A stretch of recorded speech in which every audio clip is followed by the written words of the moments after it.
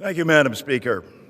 I rise today to address the pending issue of Social Security.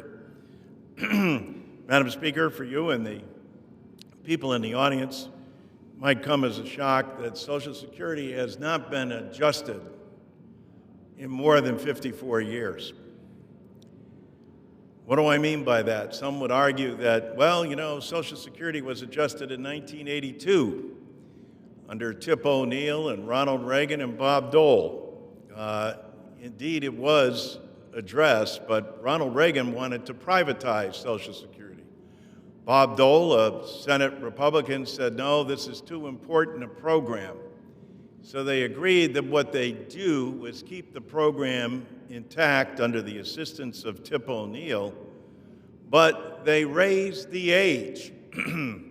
Sounds like a reasonable compromise until you realize that for every year you raise the age, that's a 7% cut in benefits.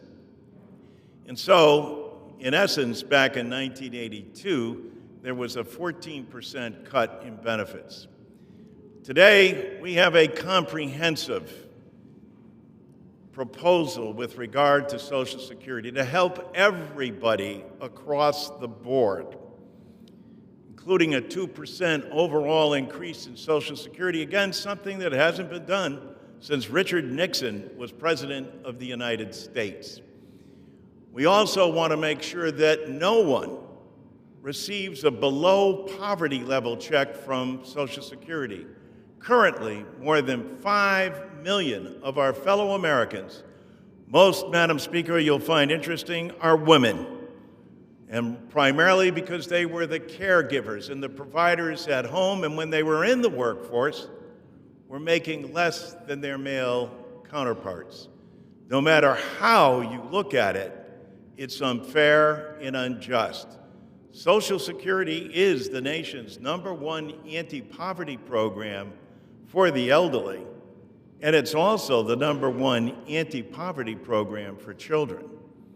And more veterans, Madam Speaker, rely on Social Security disability than they do the VA. And yet Congress has not acted. This is not anything that can be done through executive order or anything that's before the Supreme Court. What all Americans should be demanding is that their Congress not only pay attention, but act.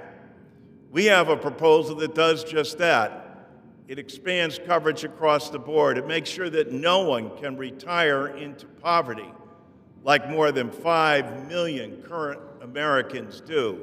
It also makes sure that we provide a cost of living increase, an increase that will benefit everybody. And where do they spend that money, Madam Speaker? Right back in the congressional district that they live in, right back into buying groceries and going to the pharmacy, paying to heat and cool their homes, paying their rent, their mortgage, and put gasoline in their automobiles. That all helps the American economy.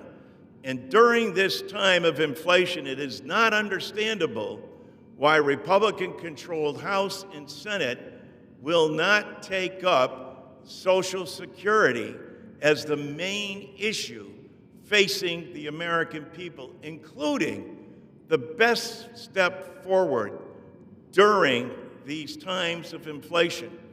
Where do people spend that check?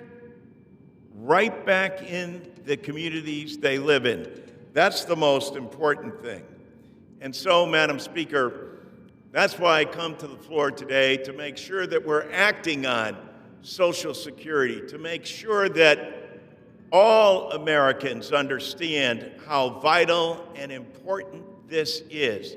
We can no longer afford to kick this down the road. Kick the can down the road doesn't help anyone out in your district, in my district, and in the 435 districts across this nation. Quite the contrary, it will help everyone out.